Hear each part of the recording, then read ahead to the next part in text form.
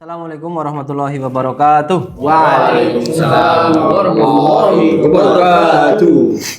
Baik lagi teman-teman Amil semua dalam diskusi pada pagi hari ini.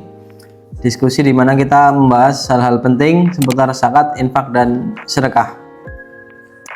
Baik teman-teman semua, pertama kita ingat dulu bahwa zakat itu adalah ibadah yang selevel ya dengan rukun Islam kita ya.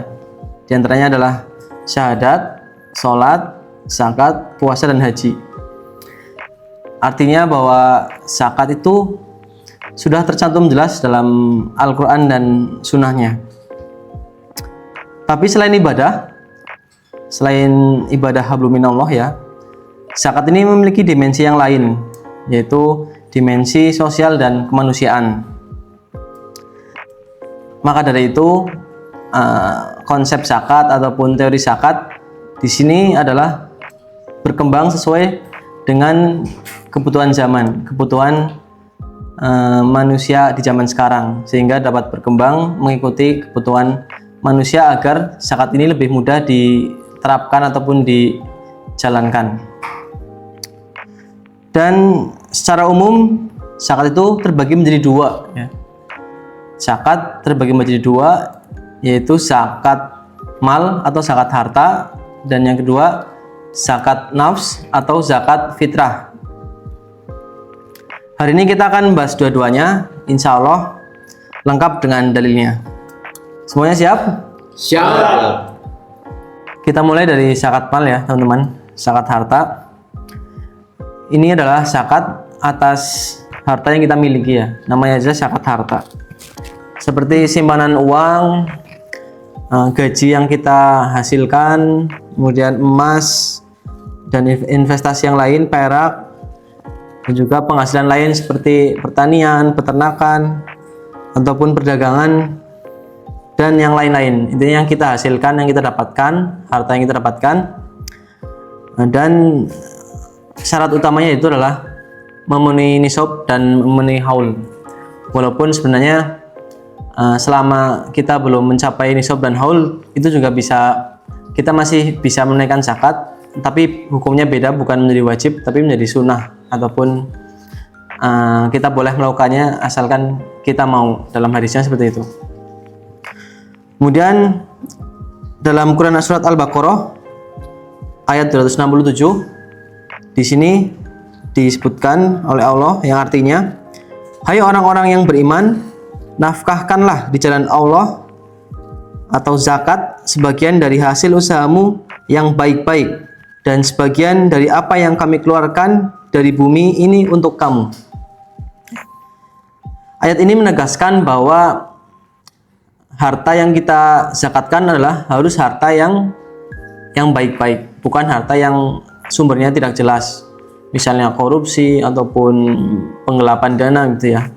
Karena yang kita tahu adalah Allah sendiri adalah Maha Kaya dan Maha Terpuji. Jadi standar zakat juga harus dari sumber yang baik-baik. Lanjut ke zakat nafs ataupun zakat fitrah. Ini lebih sering diketahui oleh masyarakat ya, karena sudah setiap tahun ketika Ramadan pasti banyakkan masyarakat Muslim di Indonesia menunaikan zakat nafs atau zakat fitrah.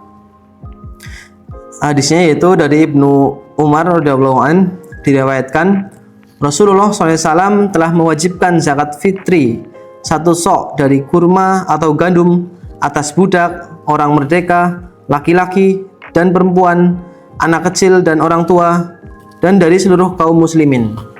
Ya. Jadi di sini zakat fitrah adalah zakat yang tidak ada nisab ya, jadi ataupun tidak ada haul. Jadi tidak ada syarat tertentu, semua muslim dapat menunaikan zakat fitrah. Hadis riwayat Bukhari.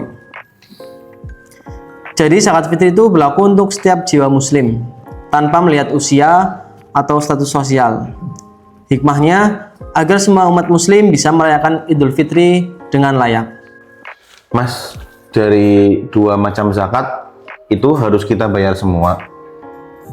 Ya, betul ya.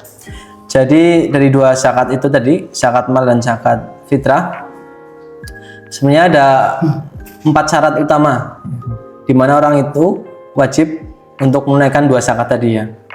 Yang pertama adalah orang tersebut harus mukmin dan muslim. Ya. Dalam Quran surat Al-Baqarah ayat 43, Allah berfirman, "Aqimus shalah wa atuz zakah warka'u marraki'in." Yang artinya dirikanlah sholat dan tunaikanlah zakat dan rukuklah bersama orang-orang yang rukuk. Oke, syarat yang kedua yaitu adalah berakal ya. Orang tersebut harus berakal, bukan yang tidak berakal seperti orang gila gitu ya.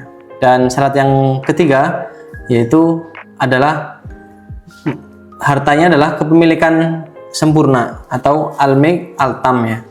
Jadi hartanya dimiliki secara penuh dan utuh. Intinya bukan harta yang dalam hutang atau harta yang masih dimiliki oleh bersama-sama keluarga ataupun yang lain. Syarat yang keempat adalah memenuhi nisab dan memenuhi haul. Walaupun dalam dalil lain juga jika kita belum mencapai nisab dan haul, kita masih boleh menunaikan zakat. Tapi perbedaannya adalah jika kita sudah mencapai nisab dan haul itu wajib. Jika kita belum mencapai nisab dan haul, kita boleh melaksanakan zakat dengan hukum yang sunnah. Oke, itu saja diskusi pada kali ini. Semoga kita bisa lebih paham, lebih semangat dalam menunaikan zakat, baik itu zakat mal ataupun zakat fitrah. Terima kasih atas perhatian semuanya. Mari kita tutup dengan baca lafaz hamdalah. Alhamdulillahirabbil alamin. Terima kasih, mohon maaf banyak salahnya. Wassalamualaikum warahmatullahi wabarakatuh. Waalaikumsalam warahmatullahi wabarakatuh.